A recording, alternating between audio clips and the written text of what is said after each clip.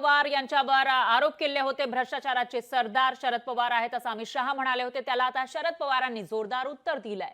तर शरद पवारांनी शहा यांच्या तडीपारीचा उल्लेख यावेळी केला आहे. ज्या माणसाला सर्वोच्च न्यायालयानं त्यांच्याच राज्यातून तडीपार केलं होतं, त्याच्या हातामध्ये देशाचं गृहमंत्री पद आहे, अशी घणाघाती टीका शरद पवार यांनी केली आहे. त्यामुळे आता वेगवेगळ्या चर्चा सुरू झाल्याचं पाहायला मिळतं. तर आधी अमित शहा यांनी शरद पवारांवर टीका केली होती. अमित शहा पुण्यामध्ये आलेले होते आणि त्यावेळेला त्यांनी भ्रष्टाचारांचे सरगणा म्हणून शरद पवार यांचा उल्लेख केला होता आणि बराच वेळ त्यांनी टीका केलेली होती शरद पवारांवर. त्यानंतर आता त्या टीकेला शरद पवारांनी स्वतः उत्तर दिलं आहे आणि त्यामध्ये ज्या माणसाला सुप्रीम कोर्टानं त्याच्याच राज्यातून तडीपार केलेलं होतं, तो व्यक्ती आज देशाचा गृहमंत्री आहे असं म्हणत अमित शहा यांना जोरदार प्रत्युत्तर दिलंय.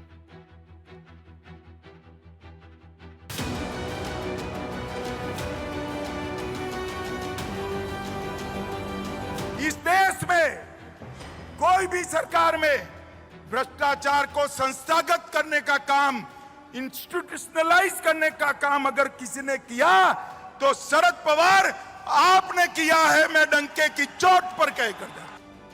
भाजपच्या पुण्याच्या अधिवेशनात केंद्रीय गृहमंत्री अमित शहा यांनी शरद पवारांना भ्रष्टाचारांचे सरदार म्हटलं होतं. अमित शहांच्या या टीकेला आता शरद पवारांनी त्यांच्याच भाषेत उत्तर दिलंय. देशाच्या गृहमंत्री पदावर एकेकाळचा तडीपार माणूस बसल्याची टीका शरद पवार करतायत. उन्होंने कहा कि देश के जितने भ्रष्टाचारी हैं उनके सूबेदार शरद पवार है. अजीब बात है. जो आदमी आज देश का होम मिनिस्टर है, होम मिनिस्टर ऐसा आदमी है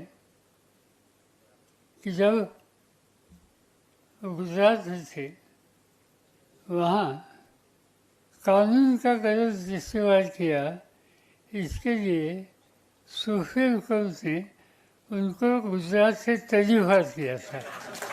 वो आज देश की रक्षा करने की या देश के होम मिनिस्ट्री की जिम्मेदारी लेकर आज दे गए. शरद पवारांची टीका भाजपच्या नेत्यांना चांगलीच झोंबली आहे. शरद पवारांचं पंतप्रधान पदाचं स्वप्न होतं आणि त्या स्वप्नाला जनतेनं तडीपार केल्याची टीका मुनगंटीवारांनी केली. पवारांची स्वप्न भंगल्यानं वैफल्यातून ते अशी टीका करत असल्याचा आरोप मुनगंटीवारांनी केलाय. जेव्हा जनता एखाद्या नेत्याला त्याचं स्वप्न पूर्ण होण्याच्या साठी मदत करत नाही आणि त्याच्या स्वप्नाला जेव्हा तडीपार केलं जातं, किती वर्ष झाले माननीय साहेब पंतप्रधान बनणार, माननीय साहेब पंतप्रधान बनणार. पंतप्रधान तर सोडा, या देशाचे गृहमंत्री सुद्धा बनू शकले नाही. त्याचं दुःख, वेदना हे शब्दाच्या रूपामध्ये दुसऱ्यांचा अनादर करण्यासाठी व्यक्त होतात.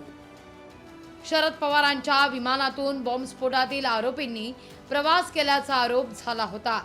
भाजपनं त्याच विषयावर बोलायचं का असा टोला राधाकृष्ण विखे पाटलांनी लगावलाय. एकेकाळी शरद पवारांनी बॉम्बस्फोटाचे गुन्हेगार विमानात आणले, हे लोकांना माहिती आहे ना. आता हेच आपण राजकारण चर्चा करीत बसायची काय? आज अमित भाईंना आमचे नेते आहे ते मान्य सर्वोच्च न्यायालयाचा काही निकाल झाल्यानंतर त्याच्यात त्यांना आता हे मिळालेलं आहे, पूर्णतः चिंतित आहे.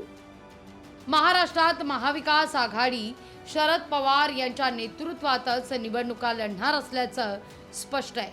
त्यामुळेच भाजप नेत्यांच्या टीकेचा रोग पवारांवर केंद्रित झालाय. शरद पवारांनी देखील अमित शहांना थेट शिंगावर घेऊन विधानसभा निवडणुकीच्या प्रचाराचं एक प्रकारे रणशिंगच फुंकलंय. ब्युरो रिपोर्ट, लोकशाही मराठी, मुंबई. लोकशाही मराठी ऐका, पहा, जागरूक रहा.